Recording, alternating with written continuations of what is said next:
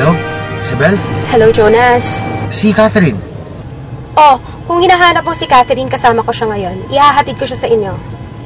Hello? Hello, naririnig mo ba ako? Isabel, kailangan mo malaman ng totoo. Alam ko na kung sino totoo ang nanay ni Catherine. Hello? Ha? Ano? Yung tungkol sa nanay ni Catherine? Oo. Ikaw. Sino daw po? Hello? Hello? Hello, Isabel? Hello? Hello, Jonas? Malabo yung linya mo. Isabel, papunta na ako dyan.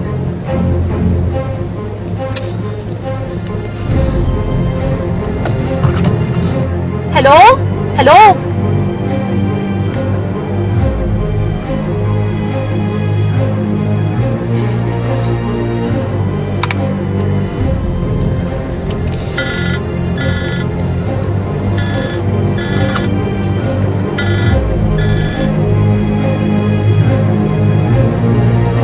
Scarlett.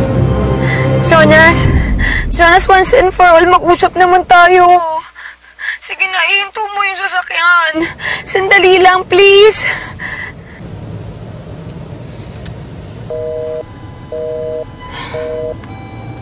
Bakit pa tumawag si Tito Jonas? Anak, may sasabihin daw siya tungkol sa totoong nanay mo.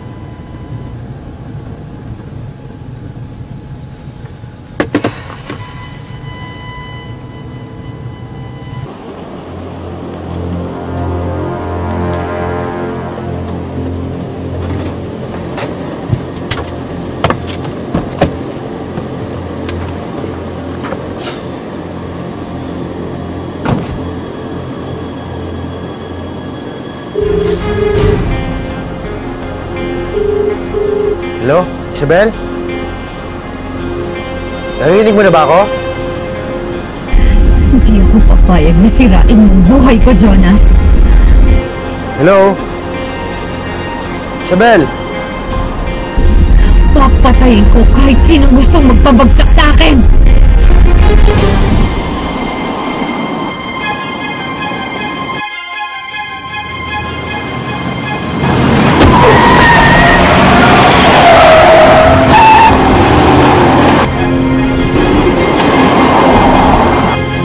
Kasalanan mo rin yan, Jonas. Dapat ako ang kinampihan mo.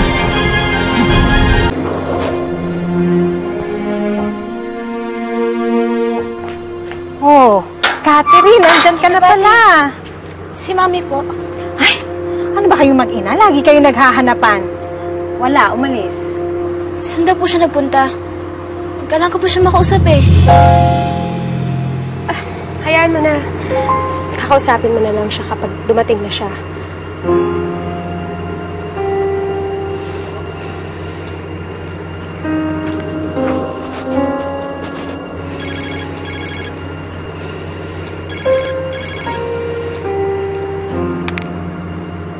Hello?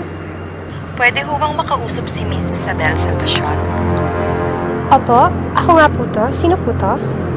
Kayo ho kasi ang person to contact in case of emergency ni Jonas Ocampo. Kilala niyo ho ba siya? Opo.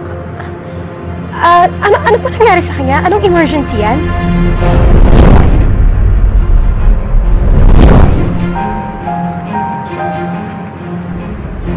Ibig sabihin, kayo po talaga nakabangga. Oo. Pero sir, aksidente lang po yung nangyari. Naka-convoy kasi ako sa kanya. Tapos bigla po siyang huminto. Hindi ko agad natapakan yung preno. Ang bilis po ng pangyayari. Nagulat na lang ako na biglang sumalpok yung sasakyan ni Jonas dun sa kasalubong na sasakyan. Nakainom po ba sa bago magmaneho? Hindi po. Pero, ang hinala ko, baka inatake siya sa puso eh. May sakit kasi siya eh. May sakit siya sa puso.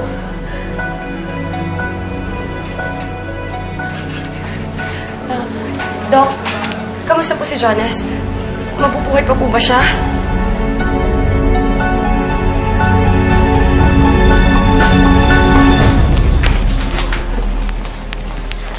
Miss? Si Jonas Ocampo po ba nandito? Yung nasugod po? Ma'am, nasa may ER pa ho. Nasaan yung ER? Doon na lang po. Okay.